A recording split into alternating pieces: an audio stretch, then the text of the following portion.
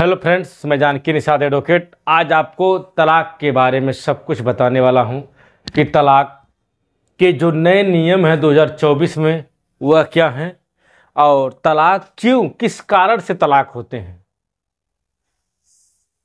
तलाक कब लिया जा सकता है और तलाक के बाद महिला का क्या अधिकार है और जो बच्चे होते हैं उन बच्चों की कस्टडी के लिए क्या प्रावधान है, सब कुछ इस वीडियो में कवर करने वाले हैं। वो A to Z तलाक के बारे में सारा कन्फ्यूजन आज की वीडियो में क्लियर हो जाएगा। तो कहीं मत जाइए, वीडियो को लास्ट तक देखिए, सब कुछ इस वीडियो में कवर करने वाला हूं। तो पॉइंट टू पॉइंट नोट करिए और आपको तलाक के बारे में सब कुछ पूरा डिटेल में समझाने वाला हूं। दोस्तों, हमारा टॉपिक है आज का तलाक, जिसको हम लोग डाइवोर्स बोलते हैं इंग्लिश में। देखा जाए तो जो हमारे हिंदू संस्कृति है, प्राचीन संस्कृति, तलाक शब्द हिंदुओं में नहीं होता था, लेकिन आधुनिकता को देखते हुए हिंदू मैरिज एक्ट के तहत अब तलाक को रखा गया है। और हिंदू मैरिज एक्ट सेक्शन 13 बताता है तलाक के बारे में, पूरा तलाक का डिफिनेशन सब कुछ इसमें दिया हुआ है। दोस्तों, तलाक कब होता है, तलाक क्यों होता है? सबसे बड़ी बात प्रश्न उठता है कि तलाक क्यों, व्हाई, क्यों, तलाक का क्या कारण है? देखिए, जो समाज में कुरीतियां बढ़ती जा रही हैं, लोगों में खुले स्वभाव का रहना, खुले विचारों का रहना और एक दूसरे से बातों को छिपाना, छल कपट, जब पति पत्नी आपस में समझौते के मतलब अच्छे से नहीं रह रहे हों, दोनों एक दूसरे से खुश ना हों, एक दूसरे के सुख दुख को ध्यान नहीं दे रहे हों, अब बात बात पे लड़ाई झगड़ा, मतलब जीना दुश्वार हो जाए, तब तलाक की नौबत आती है। दूसरी बात, अब बात करेंगे तलाक कितने प्रकार का हो सकता है। जैसे मान लीजिए भाई, आपने सब कुछ फजीहत हो गई, रहना दुश्वार हो रहा है आपके साथ, दोनों नहीं रह पा रहे साथ, तो तलाक का कितने प्रकार का हो सकता है? दोस्तों, तलाक दो प्रकार के होते हैं। पहला तलाक है आपसी सहमति का, आपसी सहमति, और दूसरा तलाक है एक तरफा तलाक। आपसी सहमति का, एक तरफा तलाक का, दोनों के बारे में हम आपको बताएंगे कि आपसी सहमति से तलाक कैसे मिलेगा और एक तरफा तलाक हम कैसे प्राप्त कर सकते हैं, सब कुछ समझेंगे। तो हमने जाना कि क्यों तलाक की आवश्यकता पड़ती है और इसके कारण क्या हैं, तलाक लेने के क्या कारण हो सकते हैं। यहाँ नहीं समझिए, यहाँ समझिए कारण। देखिए, जो हिंदू धर्म है इसके अनुसार, ये टोटल हिंदू धर्म की ही बात हो रही है, जो हिंदू धर्म के है इसमें पति पत्नी का जीवन 7 समुंदर पार का होता है। कहने का मतलब 7 जन्म निभाने का रिश्ता होता है। लेकिन आज के समय में अब जब से तलाक का प्रोसेस बहुत चलन तेज़ी से हो रहा है, मैं आपको आंकड़े बता दूं कि हर डे हमारी कोर्ट आजमगढ़ में करीब 40-50 मुकदमे पति पत्नी के दर्ज होते हैं पर डे। हमेशा ये रिश्यू में देखा हूँ, कंप्यूटर कक्ष में देखा हूँ कि रोज़ करीब 40 से 50 मुकदमे डेली पति पत्नी के झगड़ों के आते हैं। कोई तलाक होता है 125, 128, विदाई का तलाक, सब कुछ है। मतलब कितना समाज बदल रहा है, परिवार कितने बिखर रहे हैं। देखिए, ये तो रिश्ता है 7 समुंदर पार का, लेकिन एक गाना निकला था ना विश्वात्मा का, 7 समुंदर पार में तेरे आगे पीछे आ गई, पीछे पीछे आ गई, वही गाना था। अब वो समय ख़त्म हो गया, अब तो एक गया दूसरा आ गया, ये सिस्टम हो गए हैं। और बता दूं कि सबसे पहली बात अगर कारण बताएं तो दोनों में विश्वास की कमी है, विश्वास की कमी। जी हाँ दोस्तों, पति पत्नी के बीच में विश्वास रह ही नहीं गया है और यही कारण होता है तलाक का। अगर आप उनकी मोबाइल मोबाइल पे कीपैड लगा दिए हैं, मैं देखने जा रहा हूँ तुरंत लॉक लगा दे रहे हैं, नहीं छिपा रहे हैं। ये सब विश्वास की कमी है। किसी से बात कर रहे हो, पूछने पर बताते रहे नहीं, किसी से नहीं बात कर रहे, बस ऐसे ही फ्रेंड से सहेली थी, छिपा रहे हो। तो ये भी एक क्या है, ये तलाक का बहुत बड़ा कारण है। इसलिए मैं सलाह देता हूँ कि पति पत्नी के बीच में जो लॉक प्राइवेसी होती वो नहीं होनी चाहिए। अगर हुई तो पक्का है कि विश्वास घटेगा, तलाक का नौबत आएगा और परिवार टूटेगा। दूसरी बात, जब विश्वास घटता है तो भाई समझ लीजिए बेवफाई आ गई, बेवफाई। और जब विश्वास घटा तो बेवफाई जरूर होगी। और बेवफाई समझ रहे होंगे, किसी अन्य पुरुष से संबंध उसका हो सकता है, चाहे वह पति हो चाहे पत्नी, किसी भी पुरुष से उनका संबंध अगर हुआ तो वहाँ पर बेवफाई का मैटर आ जाता है। और जब बेवफाई आएगा तो अवैध संबंध तो बनेंगे ही, अवैध संबंध। अगर चाहे पत्नी को पता चल गया कि मेरे पति का किसी के साथ अवैध संबंध है, या पति को पता चल गया कि मेरी पत्नी का किसी से अवैध संबंध है, तो ऐसी स्थिति में आप सोच सकते हैं क्या परिवार चलेगा? बिल्कुल नहीं चलेगा। ऐसे ही अगर इनके बीच में झूठ है, छल है, कपट है, सोचिए हमारा और आपका परिवार एक भावनात्मक परिवार होता है, एक अच्छा मतलब कि विचार का मेलजोल। लेकिन अगर हम एक दूसरे से झूठ बोलने लगे, बात बात पे झूठ बोले, छल करें, उनके साथ छुपे छुपा कर आए जाएं, छल कपट मन में हो, तब तो भैया आप परिवार नहीं चला सकते हैं, तब परिवार नहीं चलेगा। अगर इस तरह की बातें हैं तो इनसे ज़रूर सावधान होना चाहिए और हो सके तो आपसी सामंजस्य बना करके ख़त्म करना चाहिए। और बात आती है जब ये सब होगा तो सीधी सी बात भाई, क्रूरता होगी। अगर विश्वास नहीं रह गया, अवैध संबंध होने लगे, बेवफाई हो गई, छल कपट हो गया, तो सीधी बात तब तो भाई जब समझौता नहीं होगा तो मारपीट शुरू होगी। और मारपीट शुरू होगी तो उसको क्रूरता लोग कहते हैं।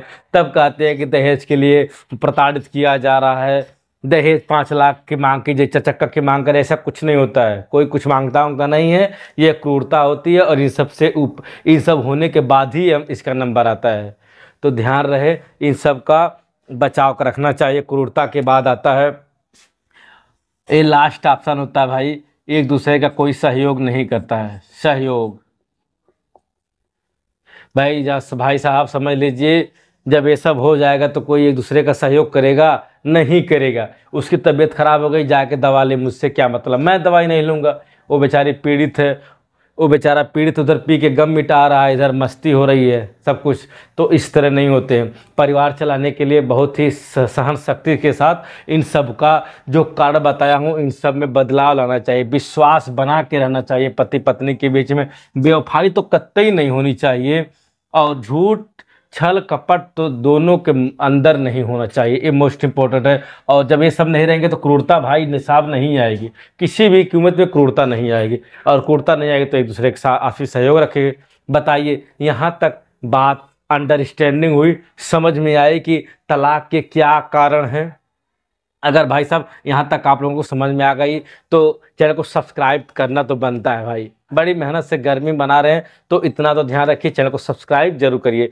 चलिए अब बात हम करेंगे तलाक कब लिया जा सकता है। अब तो यहाँ तक बात हो गई, कारण हो गया, क्यों हो गया। अब बात आती है कि तलाक कब लिया जाए। तलाक कब लिया जाए? देखिए, तलाक लेने का समय शादी से 1 साल बाद, यानी 12वें महीने के बाद, 12 महीने के बाद आप किसी भी वक्त तलाक का एप्लीकेशन पिटीशन फाइल कर सकते हैं। तो समझ रहे ना कि यानी कि शादी के 12 महीने के बाद आप किसी भी समय कोर्ट में पिटीशन दाखिल कर सकते हैं, आपको तलाक मिल जाएगा। और एक बात और लोगों के मन में भाई चलती है कि जब 12वें महीने लेंगे तो उसके बाद क्या होगा, 6 माह की डेट लगेगी। जिस दिन आप पिटीशन फाइल करेंगे उसी दिन 6 मंथ की डेट लगेगी। चलो भाई 6 महीने बाद अंदर कोर्ट सोचती है कि चलिए इसके अंदर अगर दोनों में आपसी सहमति बन गई, इन सब मुद्दों में अगर समझौता हो गया तो तलाक रिजेक्ट माना जाएगा। इसलिए 6 महीने का समय देती है कोर्ट। लेकिन अगर सहमति नहीं होती है तो 6 महीने बाद तलाक दे दिया जाता है। लेकिन लास्ट पोजीशन क्या है, 6 महीने को भी घटाया जा सकता है। अगर सुप्रीम कोर्ट ने गाइडलाइन दिया कि अगर दोनों पति पत्नी आपसी सहमति से तलाक ले रहे हैं तब उस 6 महीने के समय को कम किया जा सकता है। तो ध्यान रहे 6 महीने की डेट नहीं लगेगी, कम भी किया जा सकता है। अब बात आएगी, अब देखिए बात है आपसी सहमति से तलाक कैसे लें। अब टॉपिक आया है मेन, तो यहाँ से कंसंट्रेट हो जाइए कि आपसी सहमति से तलाक कैसे लें। इसका मतलब क्या है, आपसी सहमति का क्या मतलब है, क्या समझ रहे हैं आप आपसी सहमति? जैसे कि इन सब में अगर मामला बन गया है, बिगड़ गया है और दोनों चाहते हो कि अलग अलग रहें एक दूसरे से, अब साथ रहना संभव नहीं है, तो उस स्थिति में दोनों मिल करके, 2 वकील साहब मिल करके क्या करेंगे, तलाक करवा देंगे सहमति से। कोई झगड़ा ठंडा नहीं, भाई इतना सामान तुम मेरा वापस कर दो, ये हो मेरा वापस कर दो, मेरा भर पोषण दे दो इत्यादि, एक मुश्त कोई किस्त दे दो, पैसे दे दो। तो आपसी सहमति में अगर रजामंदी हो गई तो आप एक सेक्शन आता है section 13B Hindu marriage act के तहत आप पिटीशन फाइल करके तलाक प्राप्त कर सकते हैं आपसी सहमति से। तो ये इसका मतलब मीनिंग हो गई। अब देखिए इसको पाने के लिए आपको 1 साल इंतजार करना पड़ेगा, यानी शादी के 1 साल बाद आप क्या करेंगे, पिटीशन फाइल करेंगे। दिख नहीं रहा है, चलिए इधर से 1 साल शादी के 1 साल बाद जो है आप मुकदमा दाखिल कर सकते हैं। और दूसरी बात, आपने फैसला कर लिया हो भाई साहब हम तलाक लेंगे, आपने अगर फैसला कर लिया है नहीं हमको तलाक चाहिए ही चाहिए, तो उस स्थिति में क्या होगा कि आपको तलाक मिल जाएगा और उसके बाद आप एक याचिका दाखिल करेंगे और इस याचिका के माध्यम से आपने सारा विवरण इसमें लिखेंगे, तब मामला आपका बनेगा। दूसरी बात, याचिका के 6 माह के अंदर एक डेट लगेगी, 6 माह की डेट लगेगी और 6 माह में आपको तलाक का मिल जाएगा, 100% तलाक मिल जाएगा। अगर आपने आपसी सहमति से 1 साल बाद, शादी के 1 साल बाद आपने तलाक लेने का फैसला कर लिया कि भाई हम तलाक लेंगे, तब आप एक याचिका दाखिल करिए। याचिका दाखिल करेंगे, जिस दिन याचिका दाखिल करेंगे उस दिन 6वें महीने में डेट लगेगी और उस डेट को आपको तलाक मिल जाएगा। लेकिन अगर आप दोनों सहमत हैं कि भाई हमको तलाक चाहिए ही चाहिए, तब भैया उस स्थिति में क्या होगा, डेट को कम किया जा सकता है। आपके रिक्वेस्ट पर आप एक आवेदन करेंगे, नहीं हमें अब तलाक चाहिए ही चाहिए, तो उस स्थिति में क्या होगा, भाई साहब आपको तलाक 6 महीने से कम की डेट लगाई जा सकती है। तो ये हो गया क्या बोलते हैं, आपसी सहमति का तलाक। अब हम इसमें बात करेंगे एक तरफा तलाक, जो कि सेक्शन 13 हिंदू मैरिज एक्ट, इसके अंतर्गत हमको तलाक लेने का अधिकार है। कोई भी व्यक्ति एक तरफा तलाक ले सकता है। देखिए अब आप एक तरफा तलाक लेने के लिए आपको सेक्शन 13 हिंदू मैरिज एक्ट के तहत मुकदमा दाखिल करना पड़ेगा। इस स्थिति में क्या होगा, देखिए आप कब दाखिल कर सकते हैं, 13 सेक्शन कब दाखिल कर सकते हैं। देखिए जब आप दोनों के बीच में क्या हो, धोखा हो, यानी कि एक पक्ष, चाहे लड़की चाहे पत्नी चाहे पति, अगर एक दूसरे को धोखा दे रहा हो, तो उस स्थिति में आप एक तरफा तलाक ले सकते हैं। मान लीजिए सहमति आप में नहीं बन रही है, तो आप एक तरफा तलाक के लिए आवेदन कर सकते हैं। धोखा होगा या मारपीट हो रही हो आप में, बराबर मारपीट या क्रूरता है, तब आप सेक्शन 13 का मुकदमा दाखिल कर सकते हैं। चाहे पति पत्नी दोनों में से कोई भी व्यक्ति कर सकता है एक तरफा तलाक के लिए। दूसरी बात, अगर दोनों में से धर्म परिवर्तन कोई कर लिया हो, धर्म परिवर्तन, देखिए चाहे पति ने चाहे पत्नी ने अगर कोई दूसरा धर्म अपना लिया है, दूसरे धर्म में चला गया है, तो उस स्थिति में क्या होगा, धर्म परिवर्तन के आधार पर आप तलाक का ग्राउंड बनता है, आप तलाक ले लीजिए इस आधार पर। चौथा नंबर, अगर कोई व्यक्ति संन्यास ले लिया हो, अगर संन्यास ले लिया हो, जैसे चाहे पत्नी चाहे पति जोगी फकीर बन गए हो कि भाई हमको दुनिया से नहीं मतलब है, हम अपने में मस्त हैं, किसी से टेंशन नहीं है, तो उस स्थिति में क्या करते हैं, आप एक तरफा तलाक का आवेदन कर सकते हैं। ये तलाक के सब ग्राउंड हैं, इनके आधार पर आप आवेदन करके ले सकते हैं। और दूसरी बात, अगर मान लीजिए कोई भी पक्ष जो 7 वर्ष से दिखाई ना दे रहा हो, 7 वर्ष से। चाहे पति या पत्नी अगर 7 साल से लापता है, पता नहीं चल रहा है कहाँ है, तो उस स्थिति में क्या होता है, आप एक तरफा तलाक के लिए आवेदन कर सकते हैं, आपको तलाक मिल जाए। और छठवां है नपुंसक। नपुंसक, अगर आपका पार्टनर नपुंसक है तो उस स्थिति में आप तलाक के अधिकारी हो सकते हैं।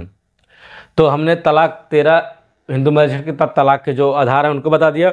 अब देखिए बात आती है, अगर आप तलाक लेना चाहते हैं तो उसके लिए क्या क्या डॉक्यूमेंट्स आपके पास होने चाहिए।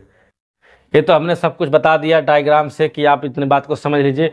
अब देखिए तलाक के कागजात क्या होने चाहिए। भाई सब कागजात वही होंगे, आपका आधार कार्ड होगा, आपका आधार कार्ड होगा, मैरिज सर्टिफिकेट होगा, मैरिज सर्टिफिकेट यानी जो शादी आपने किया है उसका कोई तो प्रूफ होगा आपके पास, मैरिज प्रूफ होना चाहिए। और एक और चीज़ होता है फ़ोटो, शादी की आपकी फ़ोटो होनी चाहिए, यानी जो आपने शादी किया है उसकी फ़ोटो आपके पास होनी चाहिए। उस फोटो के आधार पर आप मुकदमा दाखिल कर सकते हैं, या अन्य कोई साक्ष्य हो सकते हैं आपके पास। अगर अन्य साक्ष्य है तब आप क्या करेंगे, ये सब डॉक्यूमेंट आपके पास होने चाहिए। तो अब देखिए अगली बात में अब समझिए, मान लीजिए आपके बीच में तलाक हो गया भाई साहब, चलिए तलाक हो गया, अब तलाक के बाद जो महिला है उसका क्या होगा, उसके लिए भी कोर्ट ने खास ध्यान रखा है। हमारे एक्ट द्वारा बताया गया है कि अगर तलाक हो भी जाता है तो महिला को अधिकार है कि वह आपसे भरण पोषण प्राप्त कर सकती है, भरण पोषण प्राप्त कर सकती है। जी हाँ, आप दोनों में तलाक हो गया भाई साहब, ठीक है, लेकिन जो उसका भरण पोषण है वह तो आप देंगे। अभी तो वह आप दूसरी शादी करने के लिए एलिजिबल हैं, लेकिन जब तक वो दूसरी शादी महिला नहीं कर लेती है तब तक आप क्या करेंगे, उसको भरण पोषण देते रहेंगे। ज्यों दूसरी शादी हुई यह भरण पोषण का अधिकार क्या होगा, उसका खत्म हो जाएगा, शून्य हो जाएगा। अब यहाँ पर एक और बात आती है, मान लीजिए आप दोनों के बीच में बच्चे हैं, तब अगर आप दोनों के बीच में कोई संतान है, बच्चा है, तो उस बेचारे का क्या होगा, उसका कौन देखरेख करेगा। तो उसका देखरेख का भी नियम बनाया गया है कि अगर बच्चा 5 साल का है, कितने 5 साल का अगर बच्चा है तो वह माता के पास रहेगा। किसके पास, माता के पास रहेगा।